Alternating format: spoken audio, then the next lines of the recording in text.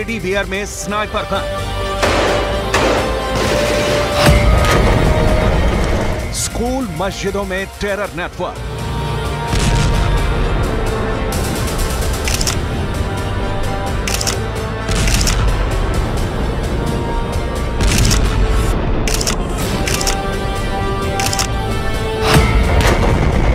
Hamas की खौफनाक साजिश।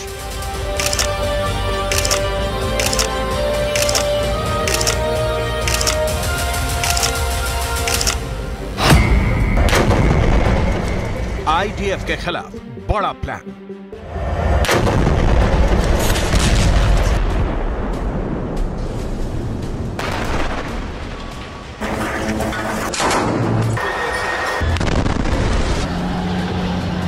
गाजा में हमास का रिएक्शन देख इजरायली सेना के होश उड़े हुए हैं।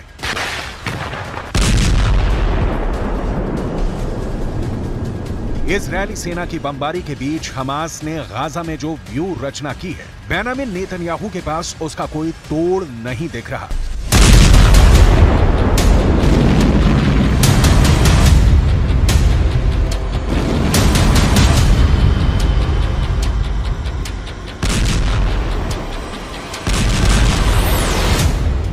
इजरायली सेना जिस ओर मूव कर रही है, हमास ने उस रास्ते में बम फिट कर दिया है।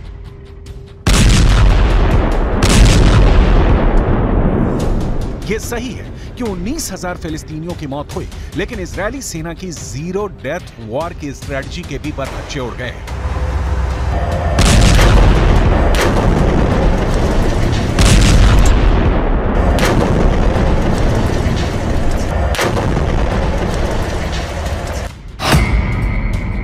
हमास के जबरदस्त प्रतिक्रिया की वजह से ही 27 अक्टूबर से, यानी जब से इजरायल ने गाजा में जमीनी हमले शुरू किए हैं, 121 इजरायली सैनिकों की मौत हो गई है। यह आंकड़ा हमास ने नहीं बल्कि इजरायली सेना ने ही जारी किया है।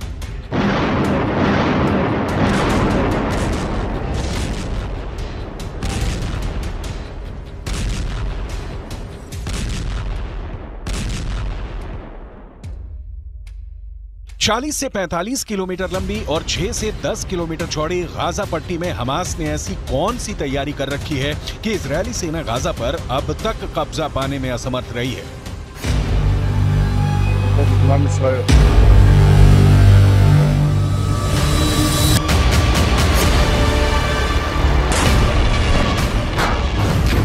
हमास ने ऐसे कौन से हथियार जुटा रखे हैं जिसका जवाब इजरायली सेना के पास नहीं है।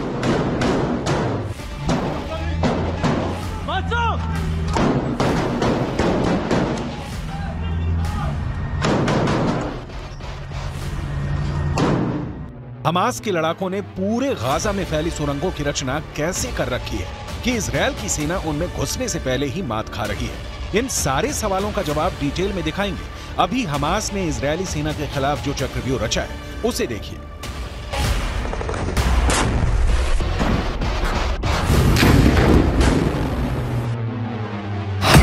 हमास नए नए तरीकों से आईडीएफ के जवानों पर हमले कर रहा है। हमास के आतंकियों ने गोलियों के अंदर बम भरकर उसमें रोने की आवाज निकालने वाले स्पीकर लगा दिए हैं।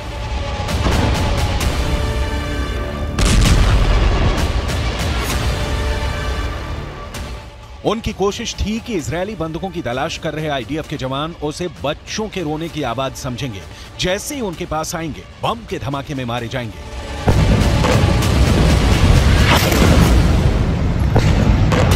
लेकिन हमास डाल डाल खेल रहा है तो इजरायल पात पात। इजरायल इंटेलिजेंस यूनिट ने इस साजिश का पता लगा के अपने जवानों को अलर्ट कर दिया, जिसके बाद डिस्पोजल स्क्वाड ने उन्हें निष्क्रिय कर दिया।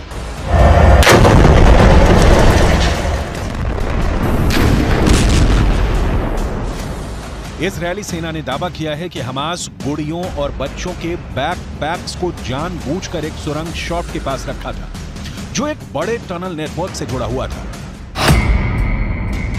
इजरायली सेना ने उस इलाके की तलाशी ली और घात लगाकर किए गए हमले के साथ साथ क्षेत्र में हमास की खुफिया जानकारी और टैंक रोधी ठिकानों का भी पर्दाफाश किया।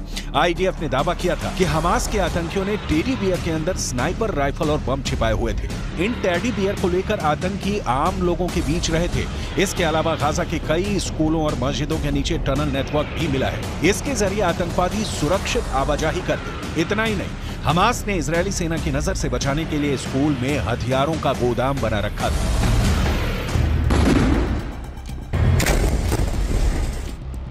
हमास के पास बिना शक इजरायल वाला वेपन पावर नहीं है, लेकिन हमास के पास हथियारों में घरेलू रॉकेट, अपग्रेडेड AK-47 और सोवियत संघ के दौर के मशीन गन के अलावा कई सस्ते, नए और चोरी किए हुए हथियार हैं। कई ऐसे एडवांस्ड हथियार भी मिले हैं जिनकी सप्लाई ईरान ने की, तो कुछ ऐसे हैं जिनका निर्माण उत्तर कोरिया में किया गया। ये जानना भी बेहद दिलचस्प है कि हमास की पसंदीदा राइफल कौन सी है। सोवियत दौर में निर्मित 7.62 मिलीमीटर कैलिबर वाली AK-47 असॉल्ट राइफल हमास का सबसे पसंदीदा हथियार है। आतंकी इसकी मदद से कई राउंड तक गोलियों की बौछार करते हैं। इसके अलावा SVD, ड्रैगुनो, क्रूज semi automatic 7.62 millimetre calibre sniper rifle का इस्तेमाल हमास 20 किलोमीटर दूर से हमला करने के लिए कर रहा है। हमास के ट्रक भारी machine gun M2 browning HMG से लैस हैं। ये पैदल सेना हल्के बख्तरबंद वाहनों और कम उड़ान वाले विमानों को आसानी से निशाना बना सकते हैं।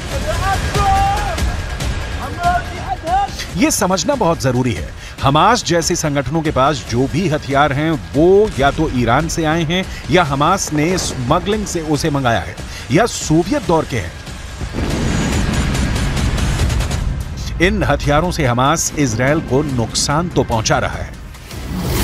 9 किलो वाला RPG-7 rocket propelled grenade launcher Hamas का फेवरेट है। ये काफी सस्ता और उपयोग में आसान है।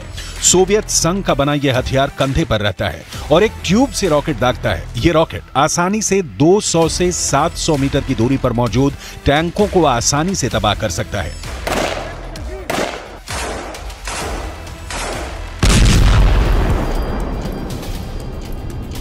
हमास को इजरायली सेना की ताकत का अंदाजा है, इसीलिए हमास ने 2014 से ही इजरायली हमले का प्रतिकार करने की तैयारी शुरू कर दी थी।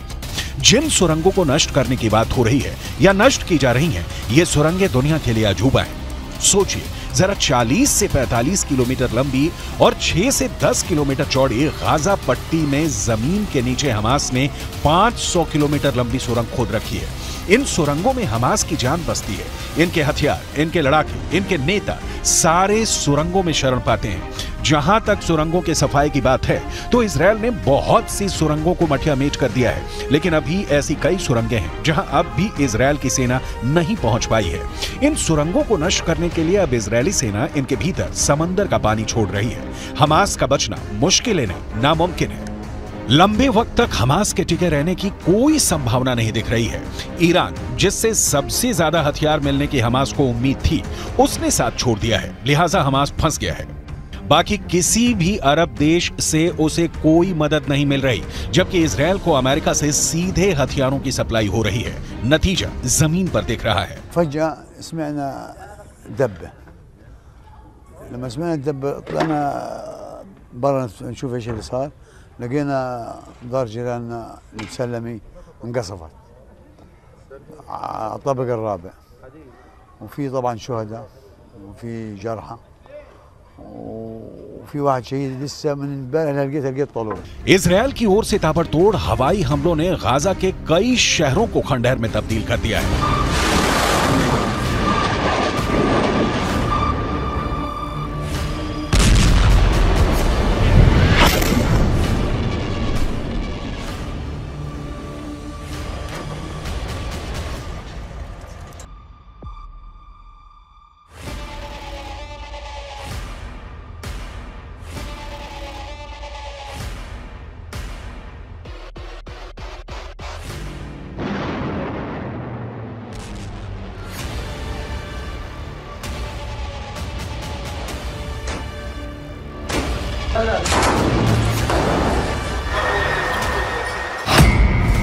गाजा हमले में करीब 40 से ज्यादा लोगों की मौत हो गई है। सेंट्रल गाजा के एक शरणार्थी शिविर पर हुए हवाई हमलों में करीब 33 लोगों की जान चली गई है।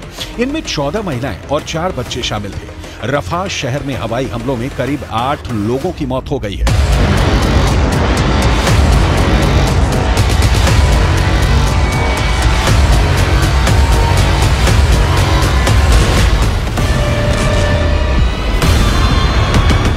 हर बीतते दिन के साथ इजराइल गाजा पर अपना नियंत्रण बना रहा है। खान यूनुस में इस वक्त इजरायली सेना भीषण बमबारी कर रही है। खान यूनुस से नहीं, गाजा के कई बड़े शहरों पर इजरायली सेना ने हमले तेज कर दिए हैं। इजरायल के प्रधानमंत्री बेंजामिन नेतन्याहू को बहुत गौर से सुनिए, क्योंकि जिन्हें युद्ध विराम की उम्मीद दिख रही है, उन्हें बहुत निराश होना पड़ेगा। बंधकों की मौत की हमास वाली धमकी का इजरायल के प्रधानमंत्री बेंजामिन नेतन्याहू के ऊपर कोई असर नहीं दिख रहा है। אנחנו נשיג את כל יעדינו, חיסול החמאס, שחרור כל חטופינו, והבטחה שעזה לא תהפוך מחדש למוקד טרור, הסתה נגד מדינת ישראל והתקפות נגד מדינת ישראל. אנחנו נמשיך להילחם עד הסוף למען הנופלים ולמען הבטחת חיינו כאן בארץ ישראל. इजरायल फिलिस्तीन की जंग देखते देखते कई पीढ़ियां गुजर गईं, लेकिन 2023 में जिस तरीके से युद्ध छिड़ा है, उसने तबाही की नई कहानी लिख दी है। इजरायल इस इरादे के साथ मैदान में उतरा है कि हमास के अंतिम आतंकी के जिंदा रहने तक गोली चलाते रहना है, जबकि हमास इसकी कोशिश कर रहा है कि बीते सालों की तरफ बंधकों के नाम पर वो युद्ध विराम करवाएगा, संयुक्त राष्ट्र में आवाज उठाएगा और विश्व बिरादरी से इजरायल पर दबाव बनवाएगा कि वो हमास पर हमला नहीं करे।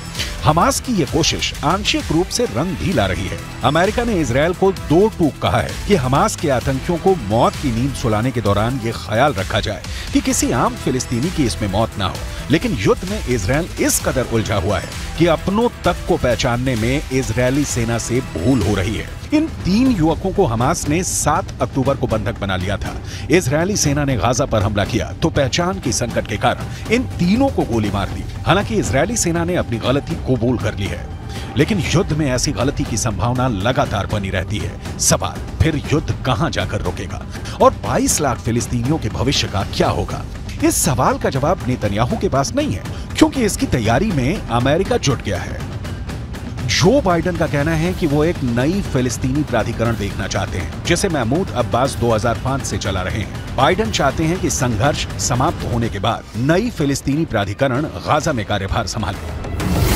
गाजा में आखिरी बार चुनाव 2006 में हुए थे। इस चुनाव में हमास को जीत मिली थी, लेकिन हमास ने सरकार बनाते ही महमूद अब्बास की फतह पार्टी के नेताओं के खिलाफ हिंसा शुरू कर दी थी। इस हिंसा में फिलिस्तीनी प्राधिकरण और फतह के हजारों कार्यकर्ता मारे गए। इस हिंसा के बाद महमूद अब्बास ने हमास के प्रमुख इस्माइल हानिया को पद से हटा दिया था, लेकिन हानिया ने इससे इनकार करते हुए फिलिस्तीनी प्राधिकरण से अपना रिश्ता तोड़ लिया था।